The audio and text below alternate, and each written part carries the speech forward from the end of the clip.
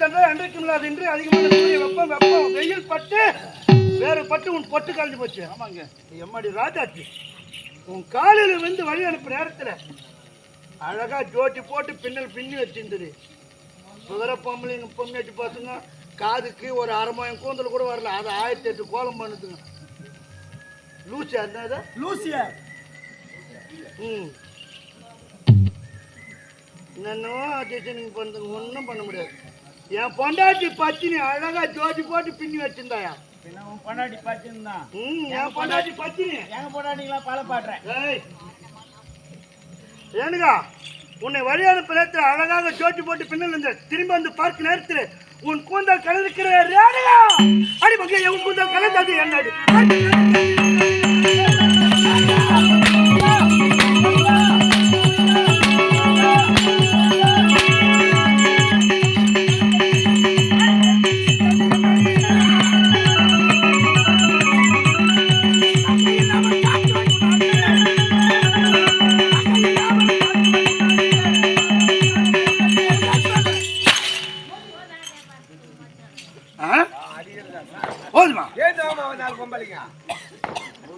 கூந்தல் கலந்த காலம் என்ன சொல்றேன் அந்த வாயு தேவன் காப்பி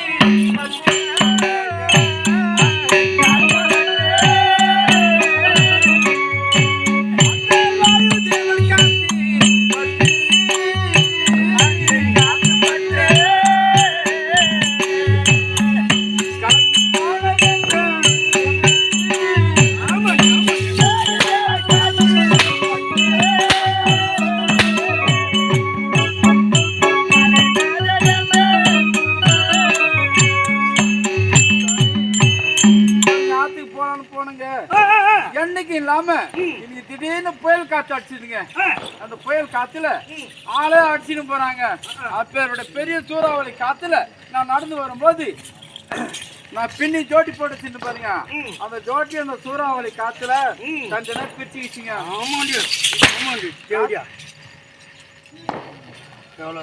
கொடுக்குற பதில் பொண்டாட்டி போய் ஜலம் எடுத்துக்கிற ஜலம் வந்துட்டு இருக்குது.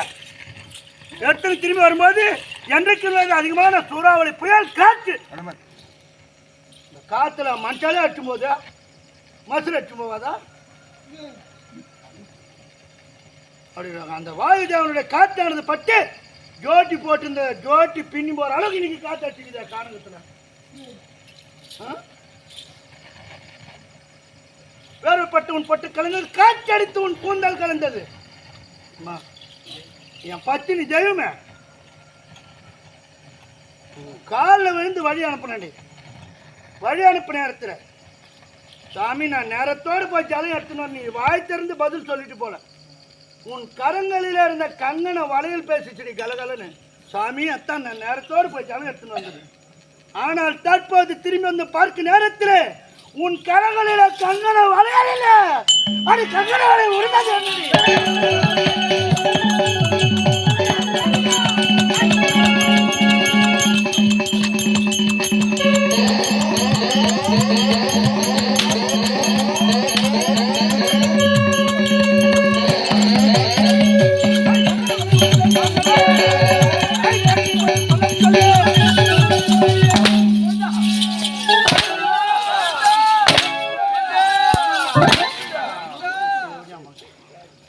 உன் வளையல் உடைந்த காரணம் என்ன சொல்லாடி?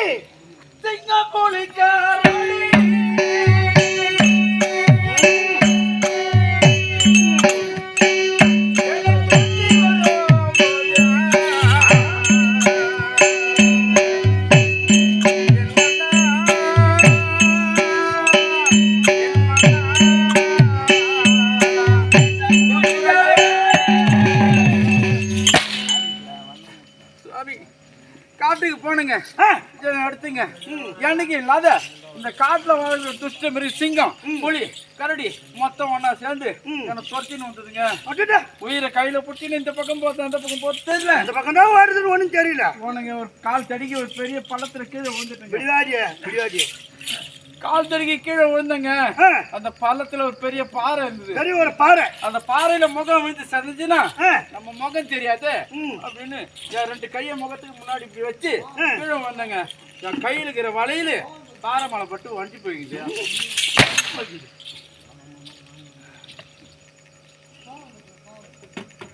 ஜலம் எடுத்து ஓடுகிற நேரத்தில் சிங்கம், புலி, கரடி, சன்னா என்று சொல்லக்கூடிய கொடிய திட்டம் இருக்குங்க. ஆமா, என் பொண்டாட்டி பச்சின்னு தான்.